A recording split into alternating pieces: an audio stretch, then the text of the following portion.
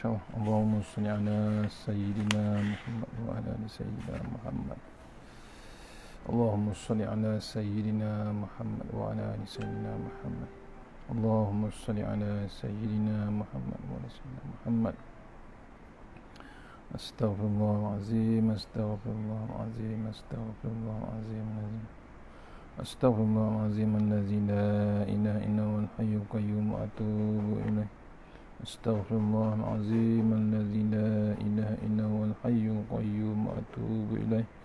Astaghfirullahalazim allazi la ilaha illa huwal hayyul qayyum wa atubu ilaih. Assalamualaikum warahmatullahi wabarakatuh. Alhamdulillahirabbil alamin wassalatu wassalamu ala sayyidina wa ala alihi washabihi ajma'in. A'udzu billahi minan nar min syarril kuffar min ghadabil jabbar wal izzatu lillahi war rasulin. Allahumma ghanina bi halalin haram min siwa.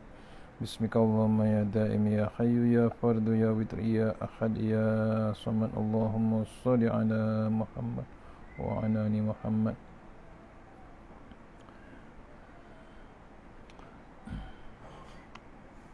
Bismillahirrahmanirrahim. Bismillahi ma sya'allah la yasuqu Allah. Bismillahi ma sya'allah la yasrifu su'ayullah. Bismillahi ma sya'allah man kana min ni'matin fa minallah. Bismillahi ma sya'allah la ya'ti bil hasanati illallah. Bismillahi ma sya'allah la hawla wa la quwwata illa billahil aliyyil azim. Allahumma inna nas'aluka bi barakati syarifah an tuhimala dunya. Bismillahirrahmanirrahim. Rabbi shrah li sadri wa yassir li amri wa hlul 'uqdatam min lisani yafqahu qawli. Fa ya ibadallah ittaqullaha usikum wa iyaya bittaqullah faqad fazal muttaqun. Allah ta'ala inna hikmataka wa anshur alaina min hazamitika ya arhamar rahimin. Allahumma nas'aluka ridhaka wal jannah wa na'udzubika min sakhatika wan nar. Amin ya rabbal alamin. Alhamdulillah. Jumpa lagi untuk pengisian seterusnya ayat 54 surah Hud. Masih lagi kita bersama dengan kitab Tuan Guru, kita baca, bukan saya tafsir. Kita baca tafsir Tuan Guru Nik Abdul Aziz Nikmat surah Hud. InsyaAllah untuk lagi afdal, lagi barakah, kita hadiahkan kepada Tuan Guru. Dan terus Al-Fatihah. A'udzubillahi minasyaitanir rajim. Bismillahirrahmanirrahim. Alhamdulillah. Iyyaka na'budu ghairil maghdubi 'alaihim waladdallin.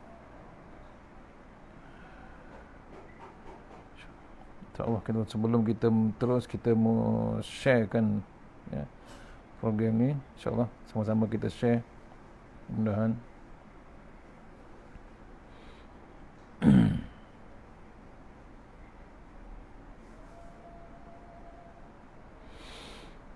mohon sama-sama share insyaAllah.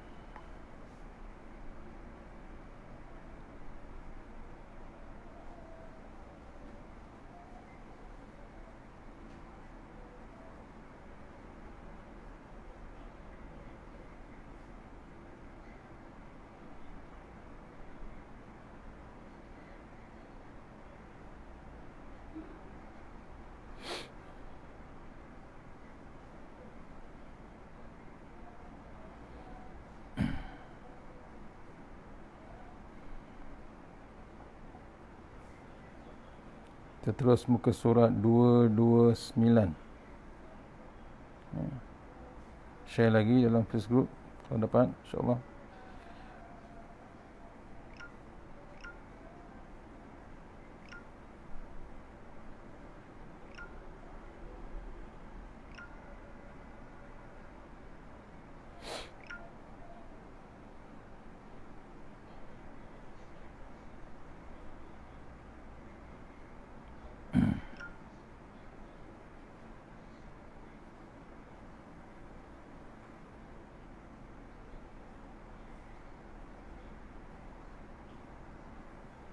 InsyaAllah ayat 54 sama-sama kita baca insyaAllah. Siapa yang ada kitab Tuan Guru, muka surat 229. Ayat 54. A'udzubillahi minasyaitonirrajim. Inna qulu illa a'taraka ba'du alihatina bisu. Qala inni ushidullaha washhadu washhadu anni bariyun mimma tusyrikun. Surah Azim ayat 54. InsyaAllah maksud dia, kami hanya boleh berkata bahawa setengah dari Tuhan-Tuhan kami telah menggunakan sesuatu penyakit gila, yakni disebabkan engkau selalu mencaci penyembahan kami. Nabi Hud menjawab, sesungguhnya aku menyeru Allah menjadi saksi tegah tentang kebenaranku, dan kamu juga saksikanlah bahawa aku bersih dari dosa perbuatan syirik kamu. Soal jawab dengan kaumnya sendiri Nabi Hud. Sebelum tu dia dah mengajak kaumnya ke jalan yang benar, menyembah Allah Ta'ala, tapi dengan kedegilan, dengan kesombongan. Surah yang nombor 53 tadi, kaum ni menjawab lagi, engkau tidak membawa kepada kami kepada keterangan dan membuktikan kebenaranmu, dan kami tidak akan meninggalkan penyembahan Tuhan-Tuhan kami dengan sebab kata-katamu itu, dan kami tidak sekali-kali percaya kepadamu. Jawapan pada Nabi Hud. Ini pun jawapan juga, kami hanya boleh berkata bahawa setengah daripada Tuhan-Tuhan kami, Tuhan-Tuhan mereka, Tuhan kaum Nabi Hud, telah menggunakan suatu penyakit gila, dituduh dituduh menyebabkan penyakit gila, yakni disebabkan engkau selalu mencaci penyembahan kami itu. Kononnya Nabi Hud caci ataupun mencela perangai kaum dia. Nabi Hud menjawab, sesungguhnya aku menyeru Allah menjadi saksi tentang kebenaranku, dan kamu juga saksikanlah bahawa aku bersih dari dosa dan perbuatan syirik kamu. Surah Hud ayat nombor 54. Tuan-tuan boleh cek Surah Hud ayat nombor 54. Surah Hud ni surah nombor 11, insyaAllah. Kita tengok ayat awal dia. Tok Guru tafsirkan, inna qulu illa taraka ba'du alihatina.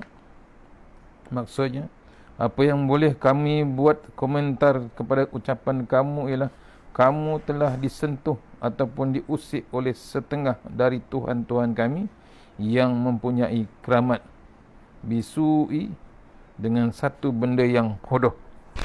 Mereka berkata lagi, kamu bercakap perkara yang tidak betul. Kaum Nabi Hud. Boleh mereka berkata lagi, kamu bercakap perkara yang tidak betul. Boleh jadi kamu diusik oleh hantu-hantu Tuhan kami. Powernya. Kerana tokong-tokong aku ini ada keramat. Kamu mencaci dan mempelekehnya. Akhir sekali, kuasa gaib dari tokong aku mengusik dan membuat khianat kepada kamu, menyebabkan kamu menjadi mereng. Allah. Itu. Maknanya kuasa dia mengatakan, kaum Nabi Hud ni mengatakan kuasa yang ada pada patung-patung yang mereka sembah ni mengusik. Orang timur kata ngosik. Maksudnya mengganggu Nabi Hud, sebab tu dia menjadi mereng. Mereng jadi tak betul lah. Dituduh je Nabi Hud tak betul. Pasal apa? Kuasa yang hebat daripada patung-patung kaum Nabi Hud yang mereka sembah. Tu perkataan Tok Guru mereng. Jadi tak betul. Persoalannya, munasabahkah tunggul kayu atau batu yang mereka sendiri pahat sehingga menjadi rupa orang, tiba-tiba tunggul itu berhantu. Kalau diserahkan kepada hantu, pasti hantu tidak boleh mengukir dan memahat batu. Bila diserahkan kepada manusia, maka manusialah yang menebuk tunggul menjadi telinga, lubang dan mata, seolah-olah serupa orang. Kalau hendak berhantu, kamulah, hei manusia, yang berhantu. Sebab kamu yang membuat tokong-tokong ini. Apabila kamu menyandarkan hantu kepada tokong, bodoh sungguh kamu. Ini kutuknya Nabi Hud kerana mengusik, mengganggu Tuhan-Tuhan dia, menghina Tuhan-Tuhan dia. Kononnya Tuhan dia ada kuasa, ganggu balik Nabi Hud. Tu dituduh Nabi Hud ni mereng ataupun tak betul pemikiran dia. Walhal dia tahulah. Tu yang dijawab. Dia tahu patung tu bukan tersendiri ada kuasa. Patung tu pun manusia yang buat. Cukup dengan telinga, lubang hidung, semua cukup mata dia. takkan patung tu bergerak. Secara logik akalnya. Ni diseru. Nabi Hud bagi tahu, menyatakan kaumnya kata patung tu ada hantunya sendiri. Maksudnya dia ada pesuruh dia sendiri. Tu yang dia mengusik Nabi Hud. Hujah-hujah yang tak sepatutnya kalau berakal yang benar sebagai manusia. Hujah-hujah ini menambahkan lagi kelucuan kita. Bagaimana kita hendak menerima pendapat ini. Lebih-lebih lagi, apalah ilham yang dapat diberikan kepada manusia oleh seketul batu yang telah diukir menjadi orang. Kalau kita berkawan dengan orang cerdik, maka banyaklah faedah yang kita boleh dapat daripada dia. Tingkah laku, duduk, bangun dan cara cakapannya. Kalau kita berkawan dengan Tok Kong yang duduk cangkung siang dan malam, pagi dan petang, tidak bergerak geri, apakah ilham yang boleh diberikan kepada kita? Apa yang kita boleh dapat? Oleh yang demikian, daripada berkawan dengan Tok Kong, lebih baik kita berkawan dengan orang, kerana orang boleh memberi banyak, orang boleh memberikan banyak manfaatnya kepada kita. Ini sepatutnya. Qala inni ushhidullah. Nabi Hud berkata, beginilah, sekarang ini aku hendak bilang sepatah saja. Aku hendak minta kepada Allah Ta'ala, biarlah dia menjadi saksi aku. Boleh jadi kamu tidak sanggup menjadi saksi aku di akhirat kelak, bahawa aku ada datang mengajar di sini. Lebih-lebih lagi, kamu sendiri akan dimasukkan ke dalam neraka. Serupa kita naik ke mahkamah. Kebetulan tidak ada orang yang sanggup menjadi saksi. Kita hanya mampu menyebut kalimah sumpah. Wallahi, wabillahi, wa ta'alahi. Dan kita beritahu kepada Tok Hakim, saya bercakap benar dan saya jemput Allah Ta'ala menjadi saksi saya di hadapan Tuan Hakim. Itulah ikhtiar saya yang terakhir. Itulah bentuk amalan bersaksi yang biasa kita amalkan. Adapun perbuatan mengangkat tangan dan meletakkannya di atas kepala dan sebagainya, itu hanyalah budaya kita semata-mata. Washhadu anni bariyum mimma tusyrikun. Selain daripada aku, jemput Allah Ta'ala supaya menjadi saksi aku. Aku minta juga kepada kamu menjadi saksi bahawa aku sedikit pun tidak terlibat dengan kesyirikan yang ada pada kamu. Nabi Hud tidak terlibat dengan bab syirik daripada Allah Ta'ala. Maksudnya, dia akan minta pada kaumnya menjadi saksi besok. Pasal apa? Tidak terlibat dengan bab syirik yang ada pada kaumnya. Itu jadi bukti besok di atas, di akhirat besok. Walaupun kamu kata aku diusik oleh hantu raya, hantu bungkus pocong atau sebagainya, tolonglah jadi saksi aku di padang mahsyar kelak. Walaupun ketika di dunia aku duduk bersama kamu, tetapi kekuatan iman dan kekuatan jiwaku tidak terjejas sedikit pun dengan kesyirikan yang kamu lakukan. Nampak tuan-tuan, punya payahnya Nabi Hud, nak mengajak yang memang confirm kafir, yang nak menyembah berhala, nak bawa dia menjadi Islam, nak bawa dia menghadap Allah Ta'ala, nak menyaksikan Allah Ta'ala. Dia payah amat sangat dengan kedegilan kaumnya. Itu kena renung. Zaman kita penuh dengan teknologi. Tu kadang-kadang kena renung bab-bab tu, kepayahan para Nabi dan Rasul. Payahnya berjuang untuk nak mengislamkan orang. Nabi Hud, kehebatannya sama dengan Nabi Nuh, 800 tahun untuk mengubahkan kaumnya. Yang ikut 80 orang kalau tak silap. Bukan 1 tahun, 800 tahun nak dakwah. Berapa sangat allowance dia. Dia tak kira bab upah dia, dia tak kira apa. Bukan setahun. Setahun ada 12 bulan, 800 tahun. Sama dengan Nabi Hud. Nabi Nuh ada macam kaum. Nabi Hud ni kaum dia. Ya, diutuskan pada kaum dia sendiri. Kita teruskan ayat 55 ya. Memang cabaran memang hebat untuk para nabi-nabi. Ayat yang ke-55, a'udzubillahi minasyaitonirrajim, min dunihi fakiduni jami'an summa la tunzirun. Sadaqallahul azim. Maksudnya, menyembah yang lain dari Allah, maka rancangkanlah tipu helah kamu semua terhadapku. Kemudian jalankan terus, janganlah kamu beri tempoh kepadaku mempertahankan diri. Ni ayat ni sambungan tadi, ya, menyembah yang lain daripada Allah Taala, maka rancangkanlah tipu dahilah kamu semua terhadapku. Ini Nabi Hud, ya.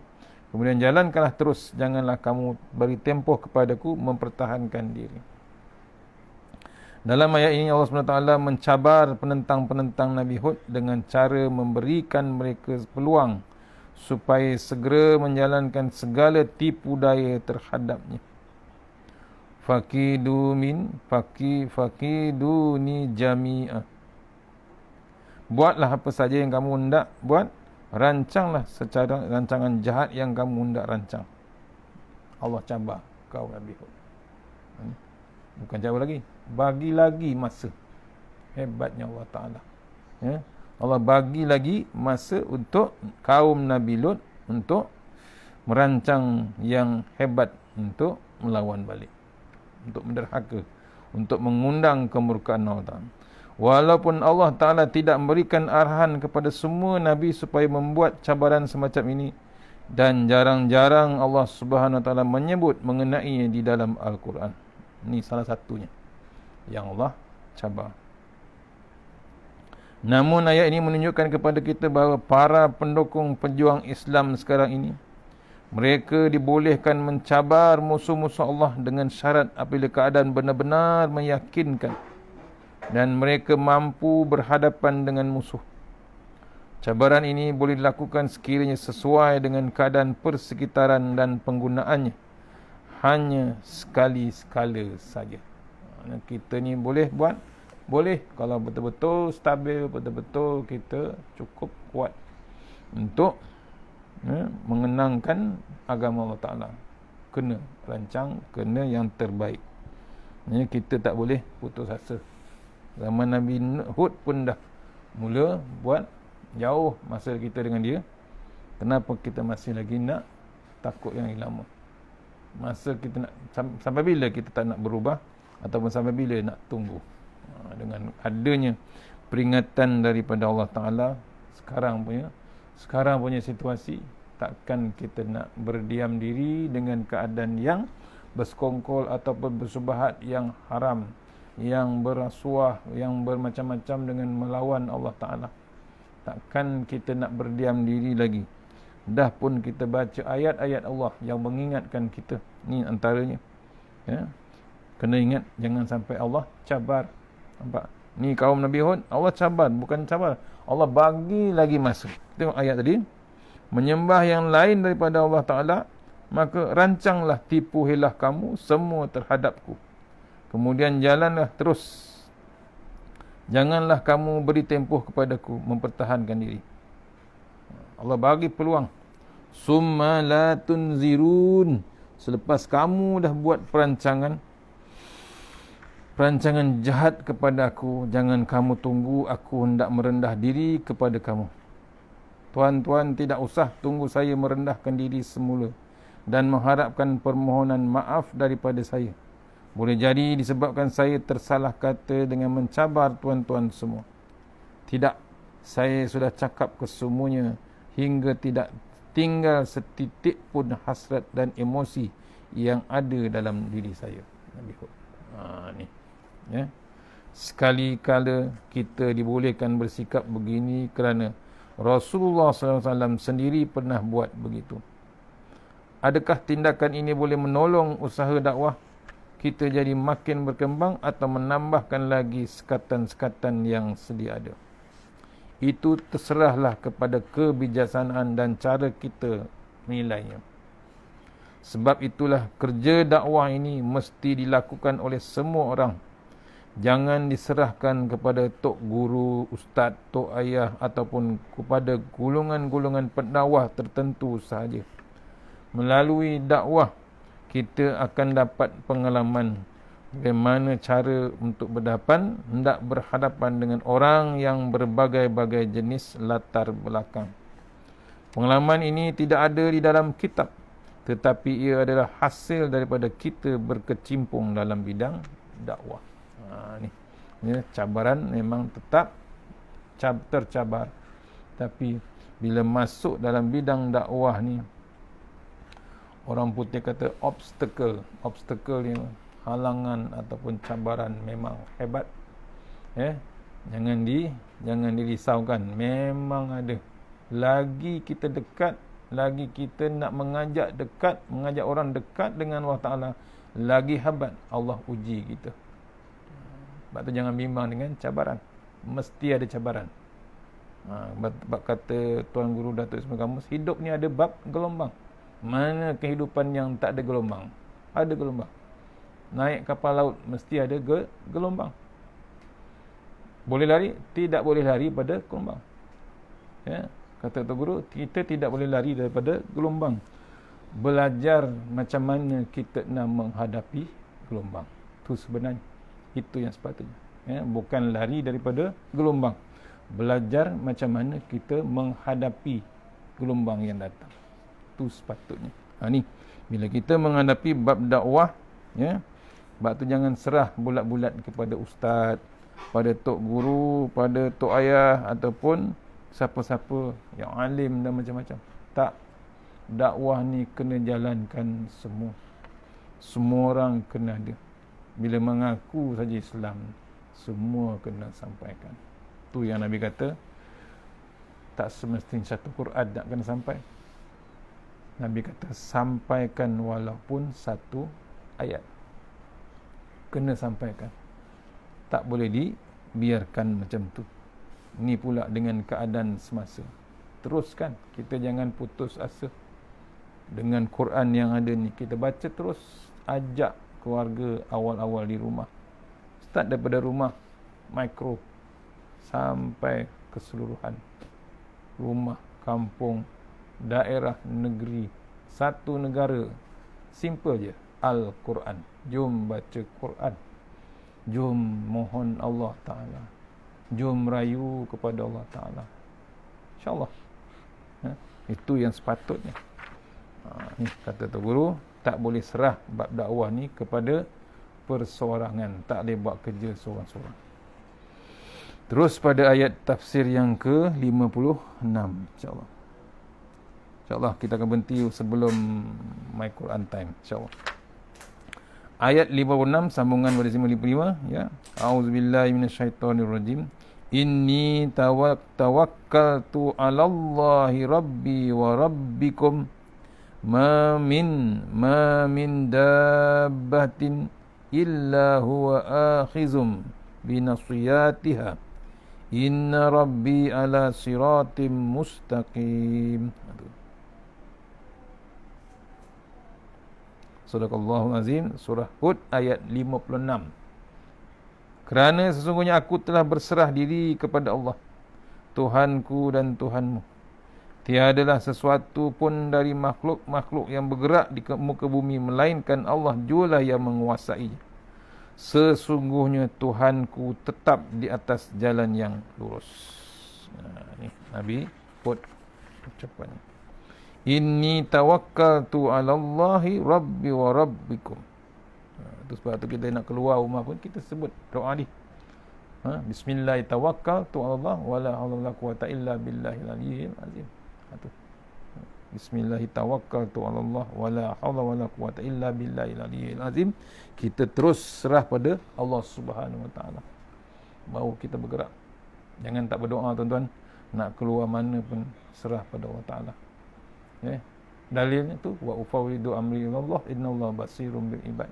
Amalkan juga tu surah Ghafir ayat 44, selalu kita remind kan. Sebagai tempat kita bergantung hanya kepada Allah Ta'ala. Bismillahi tawakkaltu Allah wala hawla wala quwwata illa billahil aliyyil azim. Nak keluar, jangan tinggal. Kita bergantung dengan Allah Ta'ala. Inni tawakkaltu 'alallahi wa rabbikum. Sesungguhnya saya bertawakal penuh kepada Allah, dan Allah itu bukan Tuhan saya, bahkan Tuhan kamu juga. Ditujukan terus pada kaum dia. Diingatkan lagi. Ma min dabatin illa huwa akhizum binasiyatiha. Punya gagahnya Tuhan kami dan Tuhan kamu, hinggakan tidak ada satu benda pun yang merayap di muka bumi ini kecuali dialah sajalah yang memegang ubun-ubunnya berkuasa penuh. Apa yang berlaku, yang bergerak di muka bumi ini, dari sebesar kuman, contoh macam kuman virus, sampailah sebesar-besar makhluk, semuanya Allah yang gerakkan.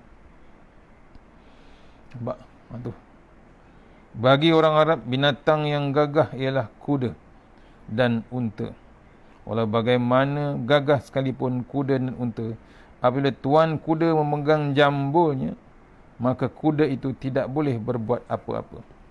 Ada kelemahan dia. Binatang walaupun hebat macam mana pun ada kelemahan dia. Maka tercetuslah peribahasa Arab, akhizum binasiyatiha. Orang yang boleh memegang ubun-ubun, memegang jambul, menandakan orang yang berkuasa penuh. Inilah bahasa yang digunakan di tanah Arab dan digunakan sendiri oleh Allah Subhanahu Wa Taala dalam Al-Quran. Menguasai penuh. Maksudnya Allah tidak lemah, Allah tidak sebahagian-sebahagian. Allah totally power pada kita. Inna rabbi ala siratim mustaqim. Saya berkeyakinan penuh bahawa Tuhan saya memanglah membawa saya dan tuan-tuan semua ke atas landasan yang betul. Itu keyakinan yang diceritakan, ditunjukkan oleh Nabi Hud kepada kaumnya. Cuba kita pura-pura bahawa kita sekarang hidup di zaman Nabi Hud dan sedang mendengar besyarah. Tok Guru ajak kita. Waktu tu kita tengah dengar ceramah Nabi Hud dan mendengar syarahannya. Sekarang tuan-tuan diberi peluang untuk bertindak apa saja terhadap diri saya. Saya yakin 100% kepada Allah Ta'ala. Dia adalah Tuhan saya dan Tuhan kamu juga. Walaupun saya berseorangan, tapi oleh sebab segala kuasa yang ada pada manusia ini ada di tangan Allah Ta'ala belaka. Maka saya berkeyakinan penuh bahawa bukan kamu sahaja, bukan kamu seorang saja boleh menginaya saya. Ada masanya juga saya boleh buat sesuatu terhadap diri kamu semua. Nampak? Keyakinan. Satu kuasa yang hebat tu menguasai kita semua. Salah seorang daripada kita mengenai kita, ingat, kita pun boleh buat juga. Sama level. Yang tak sama level, yang totally control kita. Power dia memang dia control semua. Siapa dia? Allah Subhanahu Wa Taala. Di sini kita nampak bahawa Nabi Hud tidak takut kepada sesiapa pun. Sekalipun kita menentangnya, hati kita akan terasa bahawa sandaran Nabi Hud begitu gagah. Barangkali tidak ramai yang mampu berceramah hingga memberi kesan kepada para pendengar disebabkan keyakinan terhadap kebenaran yang dibawa. Oleh itu, sebagai penceramah, kita tidak boleh meniru-niru. Kita kena yakin 100% dengan apa yang kita cakapkan, kerana percakapan itu datang dari jantung, hati dan kalbu masing-masing. Bibir dan mulut hanyalah sebagai penterjemahan sahaja. Bila kita ni berdakwah, cakap daripada dalam terus. Jangan dipikirkan bab 50-50. Kadang-kadang ada orang menjaga sangat status, menjaga sangat yang nak didengar, yang nak mendengar ceramah ni, bimbang. sampai skip satu muka surat yang kadang-kadang bimbang, takut terasa orang besar, takut terasa VIP itu, takut terasa penjahat itu. Dia bimbang nanti lepas ceramah kena pukul, nanti lepas ceramah tak boleh ceramah lagi, nanti lepas kuliah dia takkan dipanggil lagi. Macam-macam perangai orang. Ni tu guru katakan, pastikan kita berani kita dengan yang kebenaran, sama dengan Nabi Hud. Ya, benda yang datang daripada jantung kita, kalbu kita, 100% keyakinan. Yakin Allah ada, yakin Allah bantu. Yang tadi kita baca, bismillahirrahmanirrahim, wala haula wala quwata illa billahil aliyyil azim. Serah terus pada Allah Ta'ala.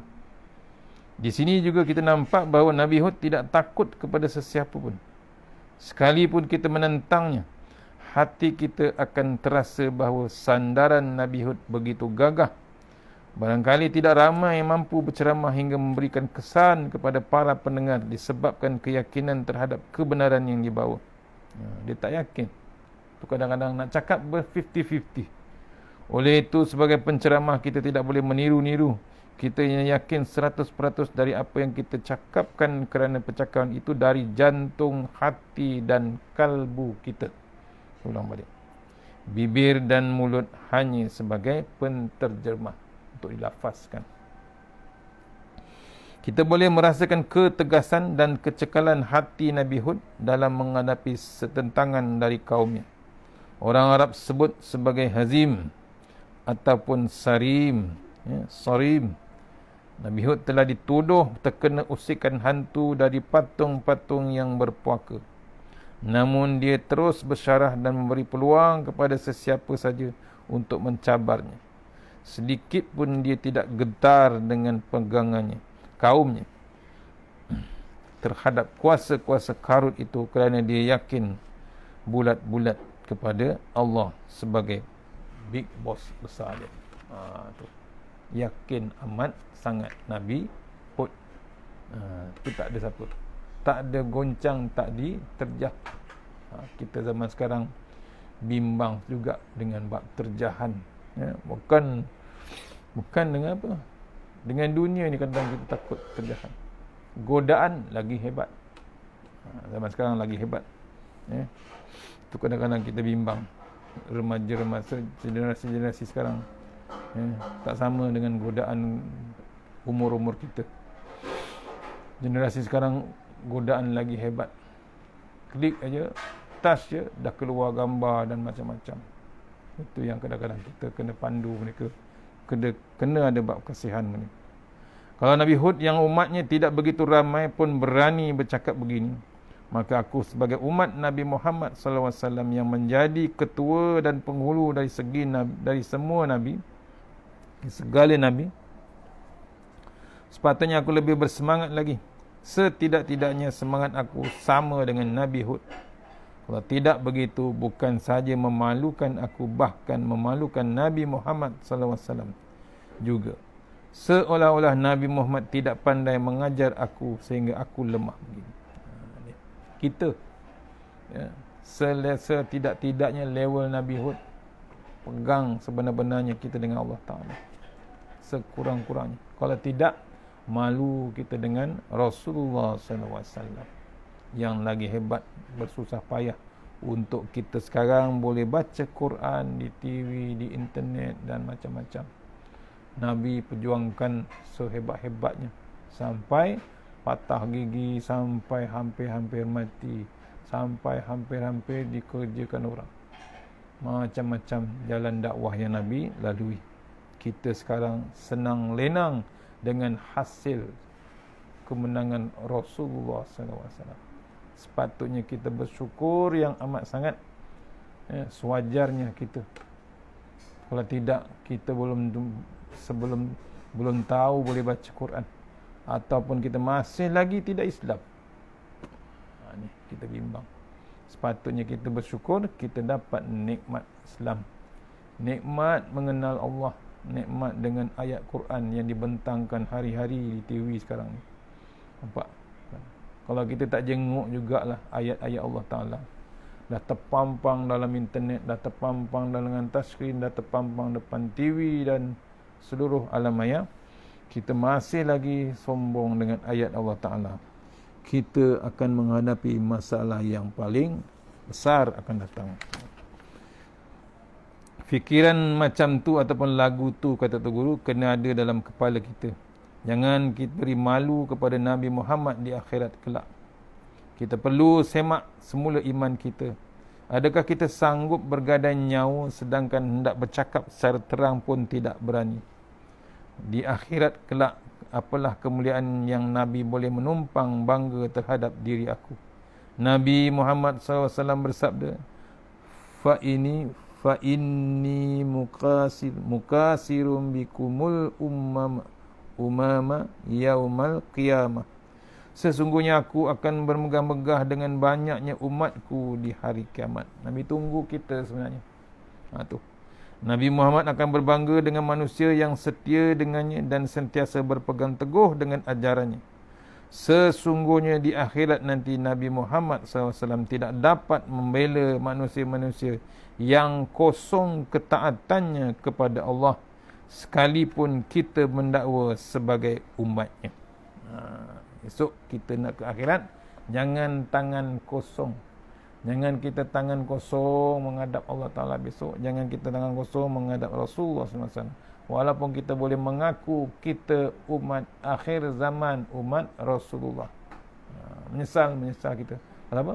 Kita menghadap sana besok kosong, tak ada bekal, tak ada bukti kita ni menyokong Allah, menyokong Rasulullah SAW. Cuma kita ketahui kita nak mengaku saja bab kita ni umat Rasulullah. Tu kerugian besar. Ingat Nabi bersabda, sesungguhnya aku akan bermegah-megah dengan banyaknya umatku di hari kiamat. Nabi kenal umatnya, Nabi kenal, tuan-tuan. Tu kena renung kita. Habis dah ayat 56. InsyaAllah kita akan sambung ayat 57.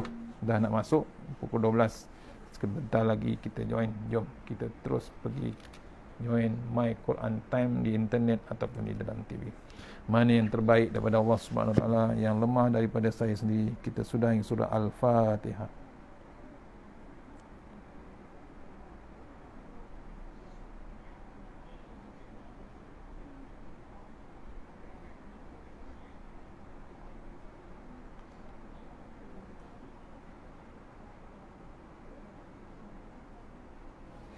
A'udzubillahi minasyaitonir rajim. Bismillahirrahmanirrahim. Allahumma tawil a'marana wa sahih jasadana wa nawwir qulubana wasabbir ibana wa ahsin a'malana wa si' arzaqana wa ilal khairi qaribna wa nisyamna wa diawalina fid din wa dunya wal akhirah. Ya Allah, panjangkan umur kami, sihatkan badan kami, terangkan hati kami, tetapkan iman kami, elokkan amalan kami, luaskan rezeki kami, dekatkan kami kepada kebajikan, jauhkan kami daripada kejahatan, tunaikan hajat kami. Allahumma anta rabbi la ilaha anta khalaqtani wa la hadika wa hadika mastata'tu a'udzubika min syarri ma sana'tu abu laka bi ni'matika alayya abu bi dzambi faghfir li fa innahu dzunuba illa anta taghasanna bi jabar wa tasamna bi malak wa takhallazi la yamut isrif annal bala wal waba innaka ala kulli syai'in qadir.